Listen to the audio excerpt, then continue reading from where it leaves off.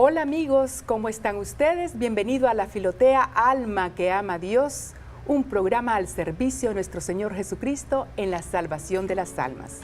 Soy Gabriela Orue Paz y aquí tengo a mis invitados, al señor Cristian Huertas y a Eduardo Paz. Y hoy tenemos un tema extraordinario, es nuestra responsabilidad como cristianos a la hora del voto.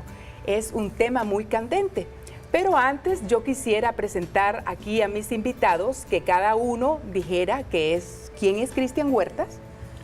Bueno, yo soy un misionero laico, un misionero seglar, y pues bueno, tengo evangelizando prácticamente desde los 15 años de edad. Ahorita tengo 34, entonces pues más de la mitad de mi vida he estado evangelizando. Pues bienvenido, Cristian, gracias por aceptar mi invitación aquí a este programa. Eduardo Paz. Cuéntanos, ¿quién eres, Eduardo? Soy un laico comprometido,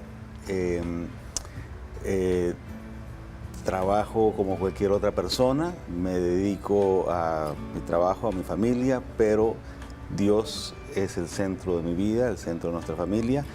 También soy novicio para la tercera orden de la Orden de la Santísima Trinidad y los cautivos, los trinitarios. Así es, Eduardo es mi esposo y bueno, somos ambos novicios de la Orden de la Santísima Trinidad y de los cautivos y ya vamos a ser ordenados en enero del próximo año.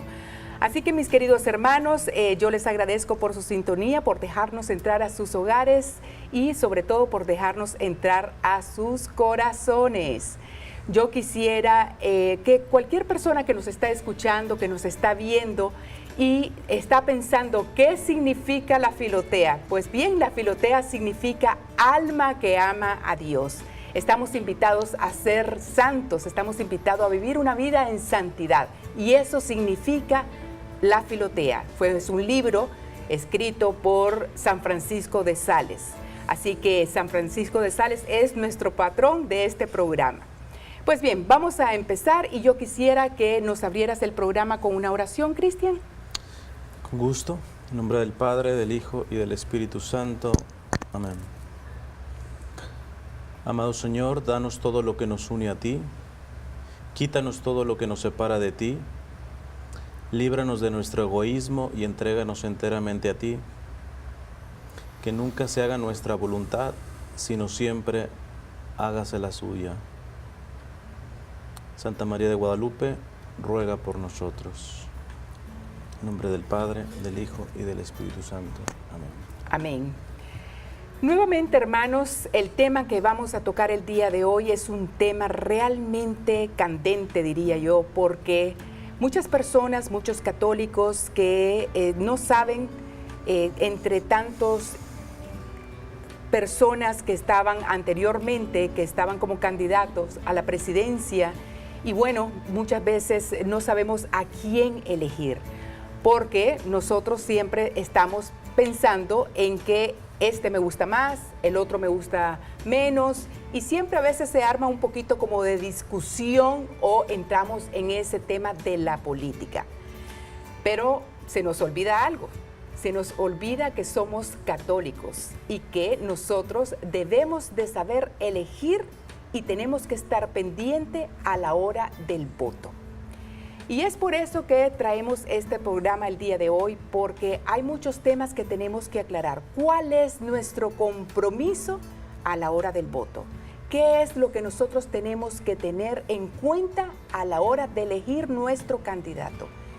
Así que vamos a empezar nuestro programa, vamos a empezar a hablar en el tema y yo quisiera preguntarle a Cristian que moralmente está permitido votar por una persona que no es provida. No necesariamente, pero yo pondría un paso previo, es decir, hay que entender el aspecto de la conciencia, porque el voto es una cuestión en donde se ejerce el aspecto de la conciencia. Y la conciencia habría que definirla. Si la definimos con exactitud, quizás nos metemos en aspectos un poco más complicados, más abstractos, que son quizá difícil de entender para todos. Por eso voy a tratar de hacer un uso quizá de términos que coloquialmente o espiritualmente se han escuchado de la conciencia. Por ejemplo, el cardenal, el beato Newman, hablaba de que la conciencia es el primer vicario de Cristo. Así como el Papa es el vicario de Cristo, pero el primer vicario es nuestra conciencia, porque la conciencia es donde radica la voz de Dios, la ley de Dios, ¿verdad? Y esta, evidentemente, en un contexto de un país que se puede decir laico, ¿verdad? Toda la ley y toda la propuesta política tiene que estar puesta sobre lo que le llamamos el derecho natural, la ley natural, que esa procede de nuestra conciencia, esa está en nuestra conciencia. Entonces nosotros tenemos que atender a esa ley natural. Evidentemente trasciende y se desarrolla más cuando aceptamos la ley divina, que ya es en donde entra el aspecto de la fe. Pero una persona que no tiene fe puede y debe guiarse por su conciencia, pero una conciencia formada a la ley natural, al derecho natural, ¿verdad? Entonces, para entender un poco esto, lo del derecho natural, es básicamente el ser fieles a la verdad. Benedicto XVI decía que si no sabemos lo que es verdad, no sabemos lo que es bueno y malo.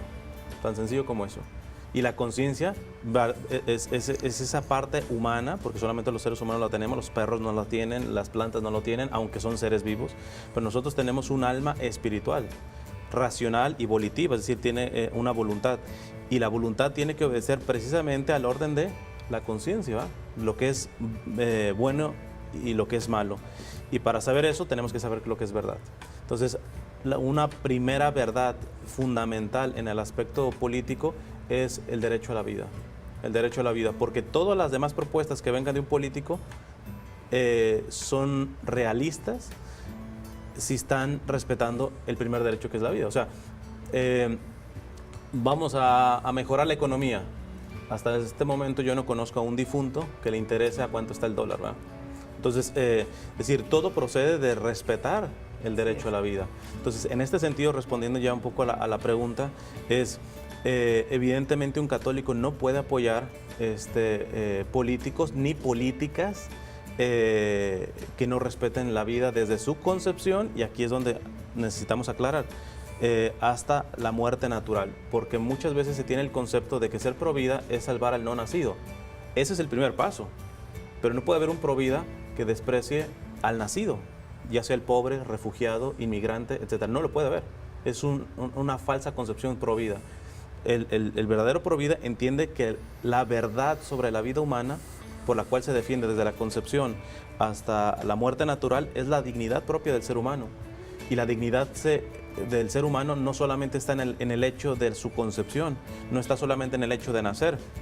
Por ejemplo, el Papa Francisco ha hablado de que uno de los problemas graves del desempleo, dice, de hecho ese es el problema más grave, no es el hecho de que no estén recibiendo lo necesario para alimentar a su familia, eso es muy grave. El problema más fundamental del desempleo es que quita la dignidad del ser humano, porque el ser humano desarrolla su dignidad en el trabajo. Ahora, viene el problema de que a veces el trabajo lo reducimos a un aspecto económico, ¿verdad? Y yo podría decir, bueno, las mejores trabajadoras, yo podría decir que son las amas de casa, y no se maneja un aspecto de salario, ¿eh? Pero es verdaderamente trabajo. Y la mujer, cuando desempeña su labor como ama de casa, está dignificándose y está dando dignidad a los que atiende, ¿va? Así es. Entonces, el respeto a la vida no está solamente en el aspecto de salvar al no nacido y el respetarle el derecho a la vida, sino en el de proteger y cuidar la dignidad desde el vientre materno, cuando nazca, cuando se desarrolle, esté enfermo, esté sano, esté muriéndose. La dignidad se tiene que cuidar. Por eso el católico no puede desvincular el hecho pro vida de todas las demás cosas. Y esto es aquí, yo creo que en mi punto particular de vista, el drama de nuestros tiempos, especialmente de los países occidentales. Los políticos ya se enteraron que nosotros como católicos estamos haciendo como sectas de ciertas cuestiones morales. O sea, yo he conocido católicos que defienden la vida y están en contra del migrante. No se entiende. No se entiende. O están a favor del pobre, pero no son pro vida. Hay como una incoherencia en la manera de Totalmente. pensar, en la conciencia y lo que es mi opinión personal, por ejemplo. Hay otro problema también. El problema es que al final del día, los candidatos que se nos presentan ninguno de los dos son perfectos. Unos pueden apoyar a una sección, a una secta, como tú dices, de esa prohibida, y otros otra sección. Entonces el tema es, el votante tiene que elegir entre un mal y un menos mal. Sí, pero hay situaciones morales en donde me parece que estamos llegando ya en Occidente a que estamos eligiendo entre dos candidatos que en donde no hay un mal menor. Son el mismo mal con diferente disfraz. Entonces aquí es donde yo digo que esto es un tipo de discernimiento que he hecho recientemente, ¿verdad? Por la situación que estamos pasando, al menos en este país. Tenemos décadas y décadas y décadas en Occidente eligiendo el mal menor. O sea, yo hago del país que sean, occidental, de Europa, América, cuando verdaderamente han votado por un candidato totalmente íntegro en la moral completa, no solamente pedazos buenos aquí, pedazos, no, en la moral completa, porque la iglesia vela porque se salvaguarda la moral completa, no un pedazo de la moral, ¿verdad? Entonces, yo no sé si alguien puede pensar en cuándo fue el último presidente en donde está íntegro en el aspecto de la moral. Entonces, exactamente por el hecho de que hemos estado acostumbrándonos a elegir el mal menor, ya estamos llegando en Occidente a un punto en donde ya ni siquiera vamos a elegir en un mal menor. Están dos males. Pero ahí está el tema. Si tienes 10 candidatos, puede que tengas la oportunidad de escoger el más ideal, pero cuando empiezan a desaparecer y quedan dos males, ¿qué opción tienes? O sea, o eliges el menos mal o no eliges a nadie y recibes el gobierno que tú no elegiste y tienes que vivir con eso. Por ejemplo, mi punto personal de vista en este sentido, por ejemplo, cuando hay dos candidatos o tres o lo que sea y todos son el mismo mal, aunque con diferente disfraz, ahí entra un aspecto de conciencia. Yo, si tuviera que votar en ese sentido, por conciencia yo no voto por ningún candidato, porque estoy votando por un mismo mal, aunque con diferente disfraz. Si hubiera un mal menor, ahí yo tengo la obligación para que el mal mayor no quede. Pero cuando el mismo mal, entonces tengo que ver otras vías. Por ejemplo, por eso, entre comillas, en los países occidentales hay diversificación de poderes. Entonces, por ejemplo, si yo veo que los candidatos a la presidencia es el mismo mal, con diferente disfraz, yo hago la diferencia en senadores y congresistas, que le pueden poner el freno a cualquiera que quede, que finalmente va a ser un mal. Entonces, tenemos que analizar los diferentes poderes, porque gracias a Dios, en este sentido, cuando hay una sociedad democrática, a veces la democracia nomás está de título, ¿verdad? Porque los mismos poderes se solapan muchas veces, pero hay países en donde verdaderamente sí se hace contrapeso con los poderes legislativos, el judicial, etcétera, sí se contraponen y frenan a veces el actuar del mismo presidente. Entonces, si el presidente realmente es el que está mal, el presidente no es un rey, ¿verdad? Vamos a ir a un pequeño receso y ya regresamos. No mueva su canal porque vamos a un pequeñito receso. Ya estamos con ustedes de nuevo. Estamos de regreso, mis queridos hermanos, con este tema tan interesante que estamos tomando nuestra responsabilidad como cristianos a la hora del voto. Y esto va para cualquier país de Latinoamérica, aquí en los Estados Unidos, en cualquier lugar donde estemos, y nosotros tenemos que estar en una situación de que tenemos que votar. Tenemos que tomar en cuenta como cristianos, como católicos, qué es lo más importante para nosotros en el momento del voto. Y estaba hablando, Cristian, sobre el tema del aborto, por ejemplo. Estábamos hablando del tema de cómo tenemos que respetar la vida. Sí, no, aquí la cuestión con esta crisis política que está pasando prácticamente, nuevamente repito, en al menos todo Occidente, hablo de Europa y el continente americano, los políticos han entendido que el creyente ha fragmentado mucho su moral, y que defiende partes morales, pero no vinculadas a toda la moral, ¿verdad? Entonces, ¿qué pasa? Que mi personal perspectiva es que en el caso pro vida, siempre hay algún partido que en general favorece el aspecto pro vida, y generalmente la familia, etcétera. Hay realidades en donde esos partidos en otras áreas, por ejemplo migración, el pobre, el refugiado, etcétera, no son favorables, pero respetan la vida. Entonces automáticamente lo que ha pasado es, bueno, es un mal menor, porque lo más importante, que es el respeto a la vida, lo está teniendo. Pero yo creo que eso ha salido contraproducente en un punto, en que ellos se han dado cuenta de que pueden partirnos moralmente. partidos moralmente. Entonces, muchas veces, y esto es aquí una llamada a los movimientos pro vida, de que lo consideren, sugerencia, no digo que esto es ley de Dios ni nada, sugerencia. Ustedes saben que el apoyo político de estos partidos que defienden la vida en otras cuestiones morales están mal. Yo creo que hay que ponerles el freno y decirles, ¿sabes qué? Si vamos a recibir la ayuda porque respetas la vida, pero si no estás trabajando en el respeto de las demás cuestiones morales, no cuentes conmigo. Tenemos que cerrarle el cerco a este tipo de política, porque vuelvo a repetir, revisen cada quien sus países y díganme cuándo ya un partido, un candidato realmente está trabajando por la totalidad de la moral. Ellos saben que nos tienen en el bolsillo porque solamente defendemos una partecita de la moral. Yo creo que estos tiempos, y para los que está viendo, está viniendo persecución, está viniendo, o sea, vivimos tiempos difíciles y vienen peores. Así es. Entonces, y si uno no se planta verdaderamente en defender la verdad completa, no a pedazos, completa, seríamos de alguna manera cómplices en esta putrefacción social y política que estamos pasando. Yo creo que es tiempo, en este momento concreto, es tiempo de comenzar a tener otra estrategia.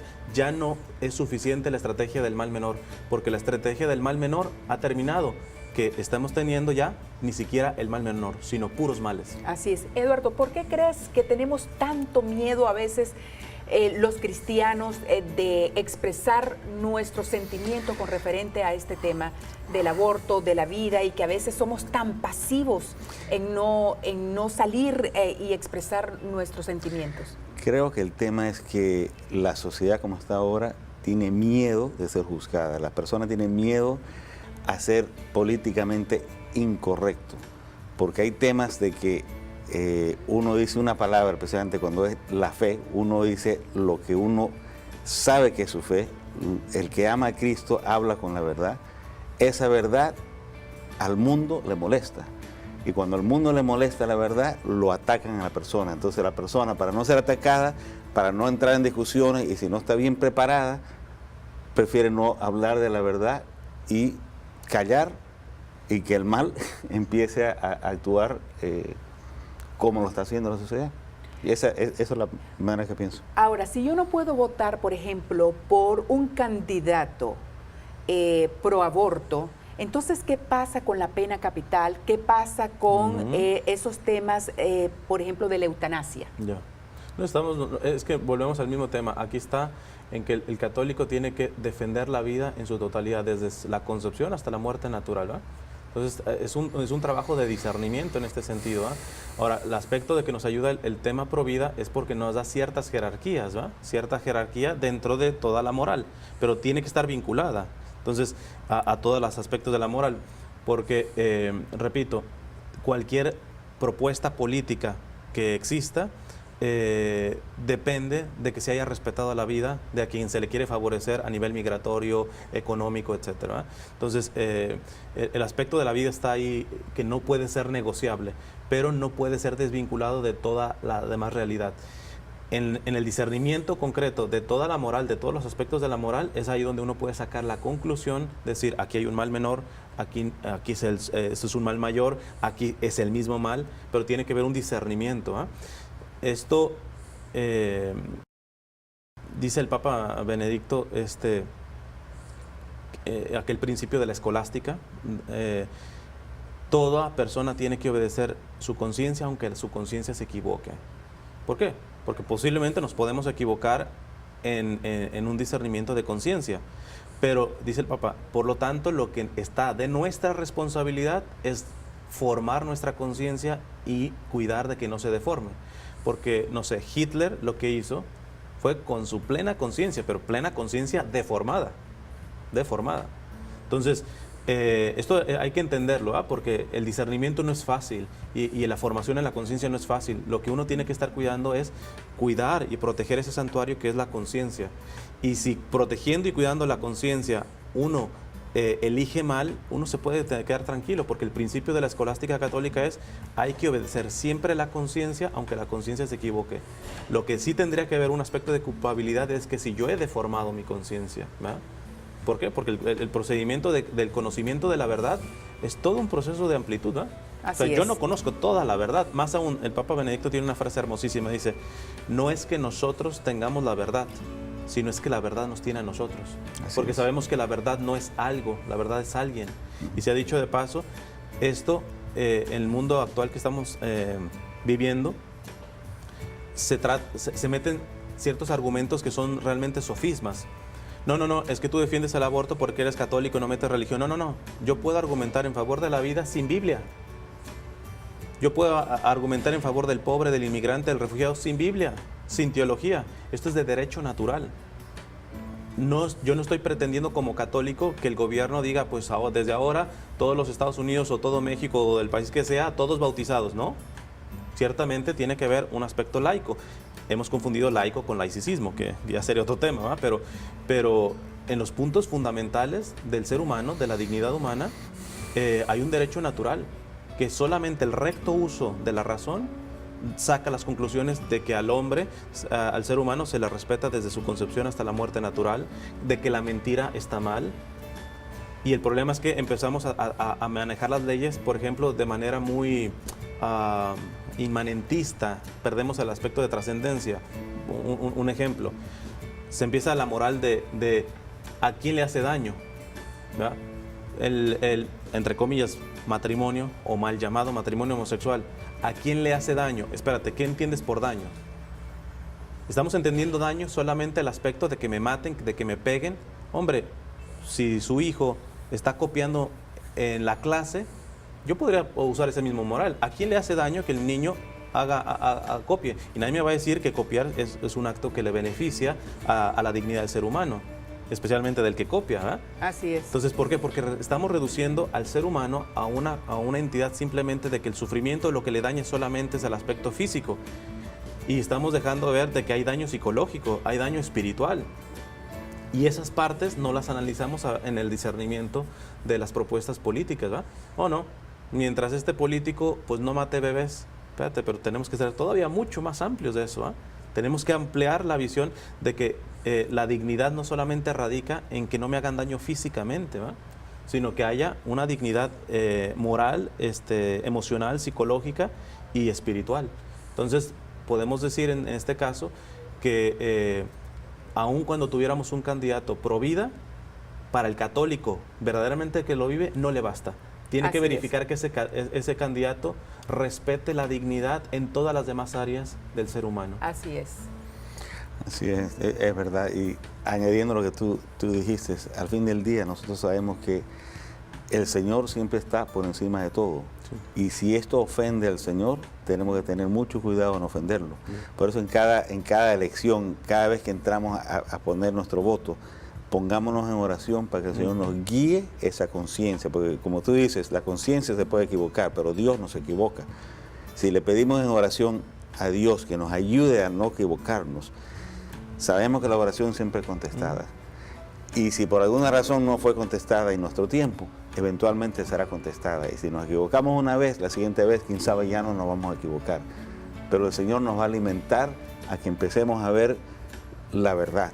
Como tú dices, la verdad es una persona, que es Jesucristo. Esa verdad la veremos mientras más en oración nosotros alimentamos nuestra conciencia para poder votar correctamente. Así es, mis queridos hermanos, es importantísimo que a la hora del voto cada uno de nosotros averigüemos quiénes son los candidatos que están para las elecciones. Averigüemos realmente cuál es el trasfondo de lo que ellos traen y cómo ha sido su vida también. Porque hay muchas personas, muchos candidatos que están como personas que van supuestamente que están en la Iglesia Católica, se dicen llamar católicos para ganar un voto, y eso es como un católico de etiqueta, porque después, si ustedes se dan cuenta, hay candidatos que ni siquiera asisten a misa, que ni siquiera conocen la palabra de Dios, ni siquiera la doctrina social de la Iglesia conocen.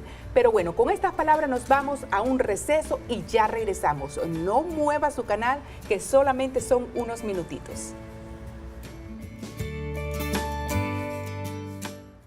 Pues ya estamos de regreso, mis queridos hermanos, y estábamos hablando antes de irnos a la pausa sobre aquellos católicos que nos llamamos de etiqueta.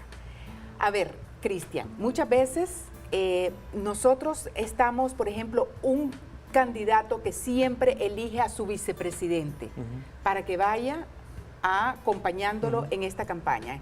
Entonces, ¿qué pasa si, por ejemplo, el candidato a la presidencia es pro aborto y el candidato a la vicepresidencia es un disque católico, que se dice llamar católico?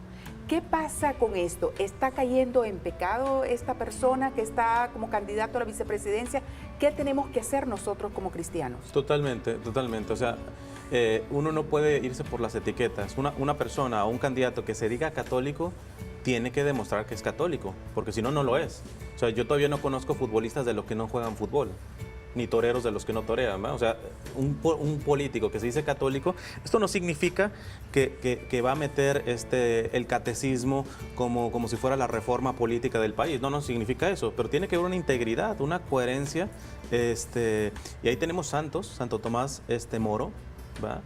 Que creo que para mí esto es un poquito, el católico tiene que ver que la moral hoy, en el mundo que vivimos, le va a tener que costar trabajo o quizás hasta la vida. Yo creo que hay que ver ese contexto. ¿Por qué? Esto lo dice el Papa Benedicto XVI cuando fue elegido Papa, fue la primera homilía que dio. Estamos viviendo la dictadura del relativismo. ¿Qué es la dictadura del relativismo? No hay verdad objetiva, todo depende. Que todo es relativo. Entonces, todo es relativo, no hay verdades, ¿verdad? Así es. Entonces, este es un problema grave. El Papa también, Francisco, acaba de decir que de una conversación que tuvo con el Papa Benedicto, el Papa Benedicto dice, estamos viviendo en la época en donde el pecado está atentando a Dios como creador, porque hoy es el ser humano, es un juez, es un político quien dice qué es lo bueno y qué es lo malo, qué es hombre y qué es mujer, qué es familia. No es el derecho natural inscrito en la conciencia del ser humano, que aunque no sea religioso, pero está inscrito en la conciencia, en el derecho, en la ley natural, ya no es eso, no es ese orden. El orden lo está poniendo el ser humano. Entonces, automáticamente el que vaya en contra de ese orden tiene que pagar las consecuencias. Yo sí le diría a la gente que por eso uno no puede ser políticamente correcto ni amoldarse. Y más aún, voy a decir algo que puede ser bastante serio. Dentro de la propia iglesia estamos viendo ciertos factores, ciertas cuestiones. Bueno, vean cómo martirizaron a nuestro Papa Benedicto, ¿eh? Cuando él estaba en el pontificado. Exactamente. Entonces, el demonio sabe que los ataques tienen más eficacia por dentro que por fuera, ¿eh? Entonces uno tiene que ser sólido en su doctrina, sólido en su vida espiritual, porque hoy defender la verdad va a ser similar a lo que yo diría como los primeros cristianos. Los primeros cristianos estaban en un imperio romano y bastaba, por ejemplo, el imperio romano, contrario a lo que la gente pudiera creer, que el problema es que creyeran en Cristo. No, respetaba todas las religiones, pero les exigía que dieran culto al César como Dios. Y entonces a veces se le decía, hay actas a los cristianos, mira, aunque no creas, avienta estos pedacitos de incienso en la estatua del emperador. No. Aunque no creas, en México, en la cristiada, bueno, aunque sigas creyendo que viva Cristo Rey, pero muera Cristo Rey, viva el gobierno federal. No, viva Cristo Rey. No voy a negociar esa parte, ¿va? No la voy a negociar. Cristian, aquí hay otro tema que siempre sale. Yo siempre he creído, según las estadísticas que he visto, que la mayoría de las personas creen en Dios. Es algo como un 87%, y un 13% son ateos. Cuando vemos la pelea entre hablar de Dios en lugares públicos, por ejemplo, siempre están a favor de no ofender a los que no creen. Yeah. Y en contra de defender a los que creen. Entonces siempre el gobierno o los que están en posición de poder eligen una política de favorecer a la minoría que tiene voz. Y la mayoría se calla. Esa mayoría no está expresando lo que ellos creen. Y yo creo que la mayoría, especialmente nosotros los cristianos católicos, entramos en un pecado de omisión. Claro. Porque sabiendo qué es correcto y qué no es correcto, dejamos, por ser políticamente correcto, que esa minoría gane. Y esa minoría nos controla a nosotros. Esa minoría se ve en los gobiernos, se ve en el medio, se ve a nivel mundial, que ahora la cultura está cambiando gracias a esa minoría que tiene el poder de la comunicación hacia los medios. Yo diría más de raíz, Hay que empezarnos a decir las verdades, ¿va? Hay que empezar a decir, y empezando por nosotros los católicos. El Papa Benedicto en una cuaresma dijo, la Iglesia tiene necesidad de reaprender la penitencia, de decirse la verdad en lo que ha fallado, ¿va? Así es. Entonces, y yo les puedo decir, en Latinoamérica, el 80% cree en Cristo, no solamente en Dios, en Cristo. Ya no digamos que si católicos. Explíquenme por qué Latinoamérica tiene los índices de corrupción que tiene.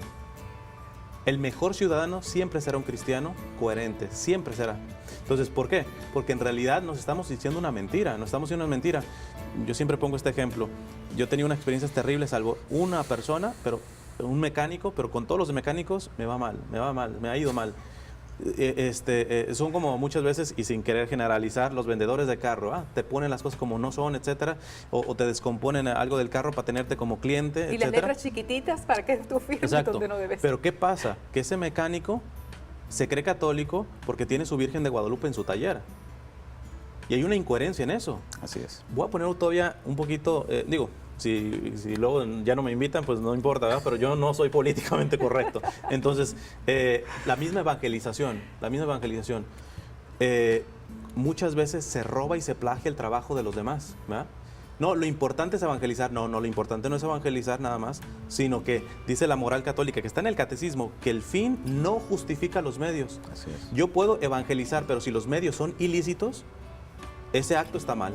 Ese acto está mal. Estamos de acuerdo. Entonces, y yo he corregido muchas veces en esto a iniciativas católicas, y se dan de víctimas. No, a ti te interesa la fama, No, a mí no me interesa la fama, a mí me interesa que evangelicemos no solamente en un producto final, sino que la manera de cómo se produce ese producto sea verdaderamente católico. Así es. Y muchas veces uno dice, no, pues lo importante, y roba material de aquí, etcétera. O sea, no se trata tanto de meternos en el aspecto de si el derecho de autor o no derecho de autor. Se trata de decir, ¿estamos actuando en conciencia? Porque siempre cuando se ponen un poquito con esta cuestión, vamos a la vida diaria. O sea, entonces en este sentido, si el fin justifica los medios, que eso se llama moral maquiavélica, entonces seguramente tú no tienes cerrada tu casa. Cualquiera puede pasar y agarrar toda tu comida con que se les esté dando a los pobres, tranquilo. O yo veo tantos pobres y entonces voy y le robo al estilo de Robin Hood al rico. ¿Por qué? Porque tengo que alimentar a los pobres. Pero espérate, los medios no pueden ser contrarios a la moral del fin, ¿verdad? Exactamente. Y cuando yo invito a los que nos están viendo, revísense cómo están en sus empresas, revísense cómo están en sus trabajos, revísense cómo están en el estudio. O sea, yo conozco gente católica, estudiantes católicos, de grupos católicos, etcétera, pero que hasta ya de manera cínica dicen que van a copiar en el examen. Y que tenemos que ser coherentes, porque fíjate, Cristian, por ejemplo, yo que soy locutora de radio y que tengo programas en diferentes emisoras católicas, yo no puedo ser, digamos, frente al micrófono a estar proclamando la palabra del Señor, a estar evangelizando, y luego es tener que detrás irme, por ejemplo, a emborrachar o a irme a una discoteca a estar haciendo bailes que no. Uno tiene que tener esa coherencia con la vida detrás y delante, a tal y como eres, tiene que ser transparente frente al público, a la gente que te ve, a la gente que te sigue, a la gente que tú realmente se estás evangelizando. Ahora que hice coherencia, solamente me gustaría agregar una cuestión también para que se entienda esto. No es lo mismo ser incoherente que ser hipócrita. No puede haber hipócritas católicos. Incoherentes, sí. ¿Cuál es la diferencia? Yo digo, mentir está mal. Mañana miento. Y alguien de los que me escuchó, que dije en el programa que mentir mal, va y me hace una corrección fraterna. Oye, tú dijiste que estaba mentir mal y ahora te acabo de agarrar una mentira. Si yo creo verdaderamente que mentir está mal, yo acepto esa corrección y me corrijo. Es decir, el que haya mentido fue una incoherencia. ¿Cuál es la diferencia con la hipocresía? El hipócrita dice algo que no cree, por eso hace lo diferente a lo que dice. Es decir, yo sería un hipócrita si digo, mentir está mal, mañana me ven mintiendo, me corrigen, y yo, como no creo que mentir está mal, lo seguiré haciendo. Entonces, la iglesia está llena de incoherentes.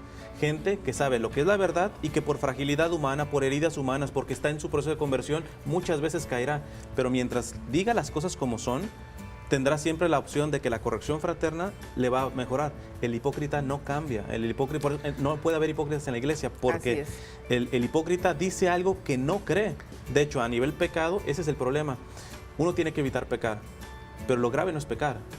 Lo grave es justificar el pecado. Así es. Exactamente. Cuando yo al pecado, ya no le digo pecado, cuando empezamos de que mentiritas piadosas, no, la mentira es la mentira, punto. Entonces, nadie te condena por haber mentido. La condenación grave es en el hecho de que tú no reconozcas y justifiques tu mentira, porque ahí ya se adormece tu conciencia. De hecho, tú acabas de definir los políticos, porque los políticos descaradamente te mienten y te hacen creer que lo que están hablando es la verdad. Y no hablo de todos los políticos, pero una gran cantidad de políticos te dicen unas mentiras que toda la estructura política, su partido, sigue con esa mentira. Toda la gente que lo apoye acepta esa mentira, pero te garantizo que la conciencia de cada una de esas personas sabe en su conciencia que es mentira, que no es verdad. Se puede llegar también ya a un grado en donde cuando no se responde a esa conciencia que nos está llamando, se adormece y ellos ya creen que no están mintiendo. Bueno, viven en otro planeta entonces, porque la realidad es otra.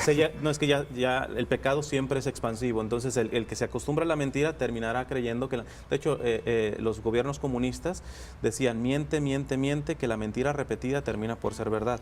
Pero yo invitaría a ir un poco más a la raíz.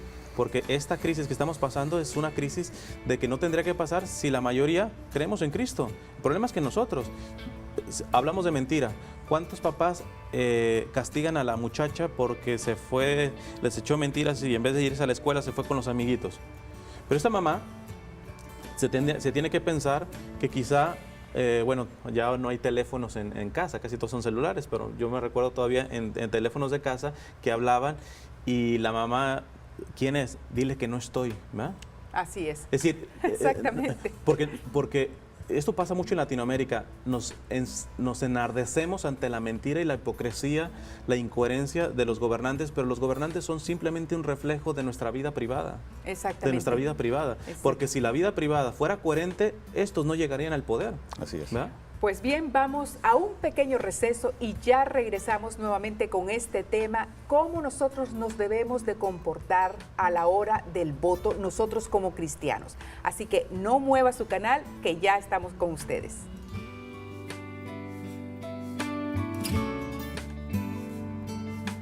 Pues ya estamos aquí de regreso, hermanos, hablando de un tema hermosísimo que es nuestra postura a la hora del voto, nosotros como cristianos, como católicos.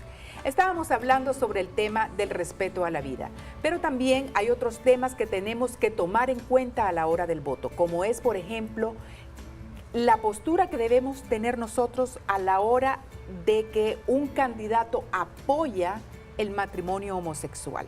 Ya. Volvemos a lo mismo. Aquí la cuestión, yo creo que la norma que puede ayudar a nuestra comunidad es: nosotros no nos adherimos a partidos, estrictamente hablando. Un católico no tiene que ser partidista, estrictamente hablando. El partido del católico es la verdad. Punto. Entonces, de hecho, Cristian, somos ciudadanos de la patria celestial. Claro. Y temporalmente somos ciudadanos del país donde vivimos. No nos olvidemos de eso. Sí, pero a la vez tenemos que reconocer una cuestión, inclusive lo decimos en el Padre Nuestro. Decimos, hágase tu voluntad en la tierra como en el cielo. Esto a veces se entiende como decir, hágase tu voluntad en Miami como en Illinois.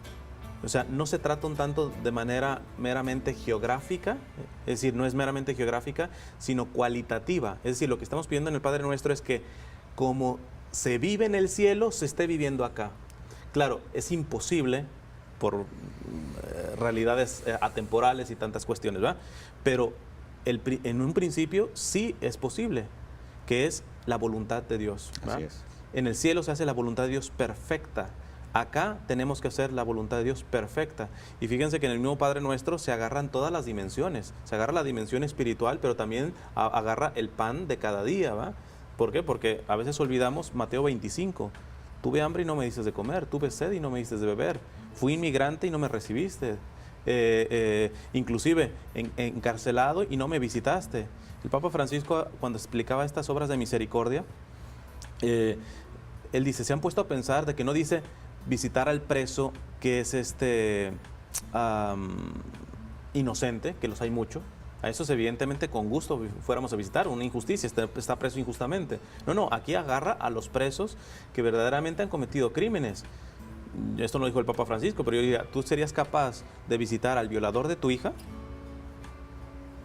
¿Y a ir con misericordia a ese violador? El Papa visitó al que le tiró la bala. Exacto, pero ¿cuál es el principio? Y me encantó la respuesta del Papa Francisco. Dice, nosotros entendemos esto porque la pregunta sería, ¿quién de nosotros puede decir que no puede cometer exactamente el mismo crimen que esa persona ha cometido? El que me diga que no, está mintiendo. Todos somos capaces de un mal y semejante al mal mayor e inclusive un mal mucho más grande. Mi punto ya no sería tanto un aspecto casuística, si el matrimonio homosexual, si el aborto, etcétera. Me gustaría dar un aporte, por ejemplo, que está dentro de la doctrina social de la Iglesia en una encíclica del Papa Juan Pablo II que se llama Solicitudo Rei Sociali. También en Divis y Misericordia lo menciona, que se llama las estructuras de pecado. Si ahorita yo estoy viendo la televisión y estoy viendo a un violador, que lo acaban de aprender, un violador en serie que mataba, asesinaba a sus víctimas y todo, generalmente hasta a nosotros nos surge, ojalá se quede un buen rato en la cárcel. Ojalá que inclusive más de uno le desea hasta la pena de muerte al hombre este. Así es. Y dice el Papa, San Juan Pablo II, dice, hay estructuras de pecado en donde nosotros somos indirectamente responsables también de eso. El pecado es personal. Él tiene que pagar por su pecado. Pero él es fruto de alguna manera de lo que ha acontecido en una estructura de pecado, para que se entienda un poco más sencillo. Acaban de agarrar a ese violador, yo tengo que revisarme si estoy en gracia. Si tengo a lo menos un pecado, soy responsable indirecto de ese crimen. ¿Por qué? Porque con mi pecado, más el pecado de usted, más el del vecino, hacemos una sociedad de pecado que termina influenciando a los más afectados. Yo les digo, preséntenme el primer criminal con familia santa, barrio santo, sociedad santa, no lo van a encontrar. Todo esto es producto. ¿Por qué? Porque esto es como la inversa de la doctrina de la comunión de los santos. Nosotros sabemos que estamos todos interconectados. Yo puedo estar predicando un retiro tremendo y posiblemente está logrando más conversiones una persona que está ofreciendo sus sufrimientos en un hospital, que no predica, que puede estar inclusive casi básicamente en coma, pero uniéndose a los méritos de Cristo, realmente consigue conversiones. Y lo mío, si yo no estoy en gracia, puedo hablar muy bonito y la gente acercarse, que es linda la charla, etcétera, pero yo me estoy engañando. Ahí no hay un trabajo verdadero de evangelización. Pues lo mismo pasa con el pecado. A veces uno se topa con gente que puede decir, ¿sabes qué? Mira, yo sé que voy al infierno, pero déjame tranquilo. No, te voy a dejar tranquilo, no te puedo dejar tranquilo, porque nadie se va al infierno solo. Las personas que se condenan, discúlpenme la expresión, siempre se llevan entre las patas a otros. Sí. No hay santos egoístas tampoco. Toda persona que está en el cielo es porque ya mandó a varios allá o viene jalando a otros. Estamos interconectados. O cuando uno ayuda a la salvación del alma del prójimo, uno se está ayudando en esa salvación también de uno mismo. Pero aquí la cuestión es la estructura. O sea, esto inclusive para los males de la iglesia. Yo he visto males terribles al interior de la iglesia y evidentemente los tengo que denunciar, pero no puedo denunciarlos de una manera farisaica. Lo primero que yo le pido al Señor que siempre me haga en mi conciencia es que cuando veo cosas pero terribles al interior de la iglesia, que si están mal afuera ya no se diga cuando están adentro, hacer un acto de conciencia y decir, Señor, antes de corregir, antes de yo meter mi cuchara en esto, te pido perdón porque mucho de esto tiene que ver con mis pecados. Yo no sé de qué manera mis pecados personales han terminado afectando eso, pero el desastre en mi país, el desastre en la iglesia, el desastre tiene que ver con mis pecados también. Porque mis pecados son expansivos en este sentido. Yo quisiera agregar algo a lo que tú estás hablando. Todos estamos conscientes que la sociedad de hoy ha expulsado a Dios de los lugares públicos. Y cuando expulsamos a Dios, se llena del mal. Cuando se llena del mal, los frutos del mal se ven, lo que estamos viendo en la sociedad. Todos estos crímenes, todos estos actos de terroristas, son el fruto del mal. Pero es porque hemos impulsado a Dios de nuestros ambientes. Así es. Y hay otros temas que nosotros otros puntos que nosotros tenemos que tomar en cuenta a la hora del voto. Por ejemplo, la inmigración, la libertad religiosa. También tenemos que tomar en cuenta lo que es la educación, que son puntos importantísimos. Totalmente. ¿Por qué no nos extiendes un poquito más sobre eso, sobre toda la inmigración? Sí, la inmigración, por ejemplo, esto aplica sobre todo a los países más poderosos. Primero, hay una cuestión, y esto está referido por doctrina de nuestra iglesia. Nadie, absolutamente nadie, es ilegal por razones geográficas. Podemos llamarles indocumentados, pero ojalá que nosotros como católicos nunca le digamos ilegal a una persona por razones geográficas. Porque aquí me tendré que extender mucho, pero yo simplemente pongo una cuestión curiosa. Estamos en Estados Unidos y es bueno pensar en la historia. Vamos, Texas, Nuevo México, California era parte de México. Y sería preguntar quién cruzó a quién, ¿verdad? Si yo me crucé a otro país o más bien tiempo atrás nos cruzaron a nosotros, ¿verdad? Entonces hay cuestiones en donde tú dices, la iglesia respeta el aspecto de las fronteras, tiene que haber una soberanía del país, pero nunca está por encima de la dignidad y del derecho que se llama el derecho a la movilidad, ¿verdad? El derecho a la movilidad. Uno de los arzobispos de aquí de los Estados Unidos mencionó, dice, el problema, por ejemplo, a veces es que los sistemas migratorios de los países están rotos, son arcaicos, no están funcionando. ¿Por qué? Porque yo todavía no conozco un inmigrante indocumentado que quiera ser indocumentado. Si él hubiera podido entrar de manera bien, correcta, lo hubiera hecho. Pero el problema está en que empieza a manejarse en la política en decir, no es que no estamos en contra de la inmigración, sino de la inmigración ilegal, que ya está nuevamente terminando mal el término. Pero espérate, es que el que verdaderamente tiene la urgencia de esa movilidad es aquel que no puede cumplir con tus requisitos para poder pasar a tu país. ¿Por qué? Porque le pides casi el acta de defunción para que pueda tener una visa, ¿verdad? Entonces ahí es donde tiene que haber una responsabilidad de caridad para con el ser humano, ¿verdad? ¿De qué ser humano es el que estamos acogiendo? Evidentemente, un ser humano que va a otro país y no aporta, más aún destruye, tiene todo el derecho ese país de sacarlo, ¿eh?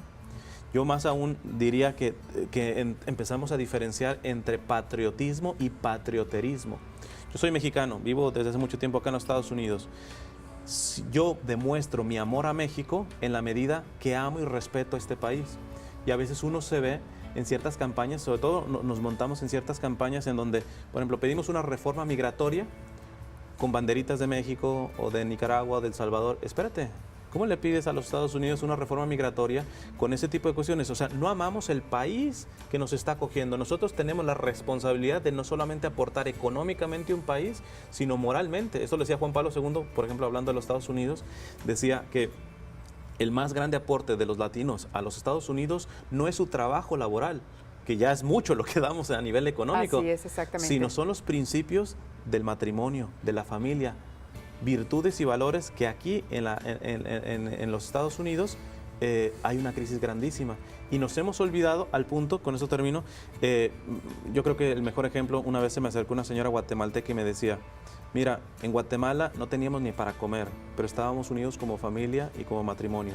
Aquí en Estados Unidos ya tengo 3 restaurantes, estoy divorciada y con un hijo en la cárcel. ¿A qué precio? O sea, esto de la migración tiene que ver tanto del que recibe como el que va. A veces también los países poderosos, y esto se los echa en cara la iglesia, porque gracias a la iglesia no se une ni a comunismo, ni a socialismo, ni a capitalismo. A todos, revisen la doctrina social, les pega duro porque está en favor de la verdad. Así es. ¿Qué mensaje le quieres dejar en el último minuto que tenemos de programa? ¿Qué mensaje le quiere dejar a las personas que nos están escuchando? Rapidito, así para ya despedirnos. A nivel de formación, profundicen en la doctrina social de la iglesia. Si quieren saber, pongan en Google o en la internet, pongan encíclicas sociales y les va a salir desde León XIII hasta el Papa Francisco. También el Papa Juan Pablo II sacó el compendio de la doctrina social de la iglesia. Empiecen a formarse, leerse en eso. Lo más importante, a nivel espiritual. Es decir, tiene que haber una coherencia. Háganse un examen de conciencia realmente si su cristianismo está permeando todas las áreas, su sexualidad, su economía, su trabajo, su estudio. Hagan un examen de conciencia en eso. Así es, Eduardo. ¿Qué nos quieres dejar como mensaje para las personas que nos están escuchando? Traigan de vuelta a Dios en nuestros ambientes, tráiganlo en la familia, tráiganlo a través de la oración. Nuestra generación vivía con Dios. La siguiente generación ha empezado a echar a Dios afuera. Vemos que los jóvenes ahora empiezan a pensar todos iguales, con una mentalidad totalmente distinta a la tradición de nuestra cultura, a la tradición de la familia. La familia se está perdiendo y se está perdiendo Yo me recuerdo, yo llegué a los 10 años a los Estados Unidos. Esa familia, esa sociedad que yo conocí cuando llegué aquí, no la reconozco. No la reconoces. No existe ya. Pues bien, mis queridos hermanos, muchísimas gracias por dejarnos entrar en sus hogares. Nos volvemos a ver en nuestra próxima emisión. Gracias.